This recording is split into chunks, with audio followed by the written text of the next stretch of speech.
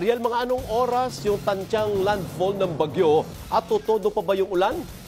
Alvin, inasang sa pagitan ng bago maghating gabi ngayong Miyerkules hanggang madaling araw ng Huwebes, posibleng tumama itong bagyong Christine dyan sa Northern Luzon. Sa ngayon po ay nasa gitna pa ito ng dagat sa layong 175 kilometers silangan ng Ethiague, Isabela. Lumakas pa nga at naging severe tropical storm na at may lakas ng hangin na 95 kilometers per hour ang bagyo at pagbugsong umabot ng 115 kilometers per hour. Sa ngayon, kumikilos po ito pa-northwest sa bilis na 20 kilometers per hour. Patuloy pa pong magbabagsak ng malakas hanggang matinding ulan ang bagyo sa maraming bahagi ng Luzon, kaya mananatili po yung banta ng mga pagbaha at landslides. At sa paglakas po ng bagyo bilang severe tropical storm, itinaas na po ang tropical cyclone wind signal number 3 dyan sa Isabela, Kalinga, Mountain Province, Ifugao, gitnang bahagi ng Abra, Benguet, Quirino, gayon din po sa may Nueva Vizcaya, sa northern at central portions ng Aurora, northern part ng Nueva Ecija, Pangasinan, La Union at central and southern part ng Ilocos Sur.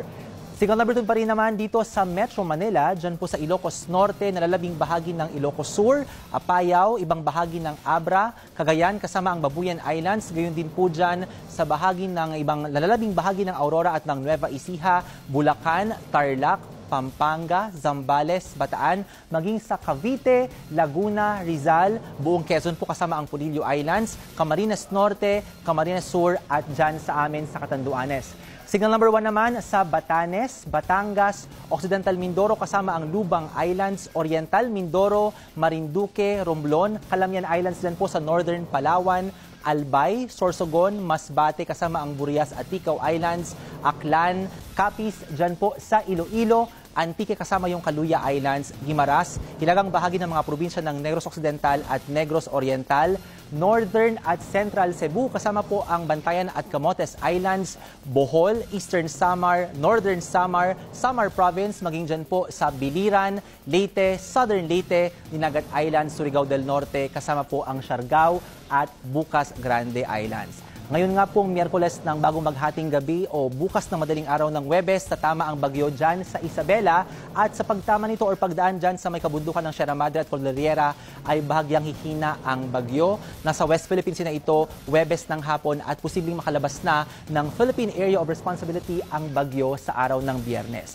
Muli po, hindi lang po dito sa Northern Luzon mararamdaman yung epekto ng bagyo dahil malawak po ang ikot ng hangin.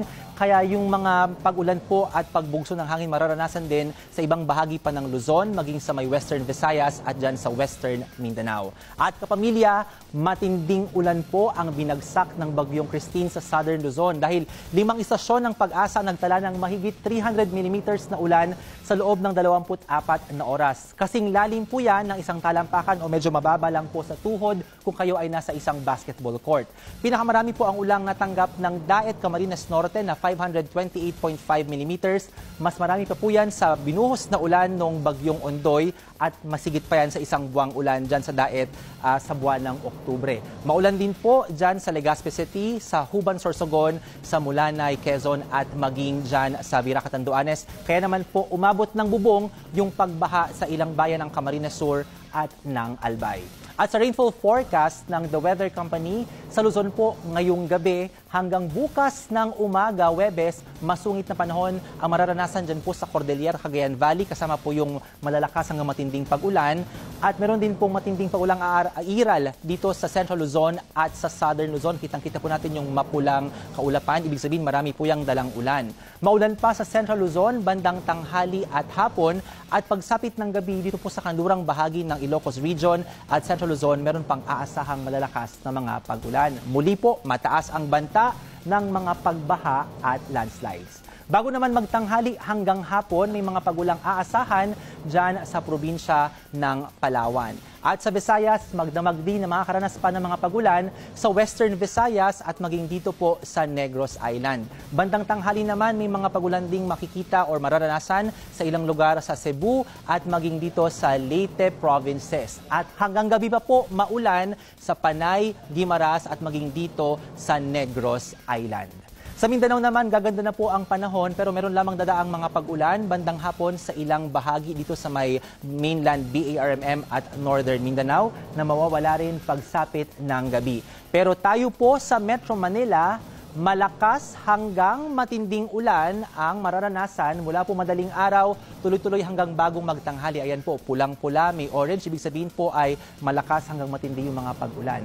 Pagsapit po ng late night o sa paglalim ng gabi ay meron pang aasahang kalat-kalat na ulan sa ilang bahagi po dito sa Northern Metro Manila. Kaya may chance rin po ng mga pagbaha dito sa atin sa Kamaynilaan, lalo sa umaga.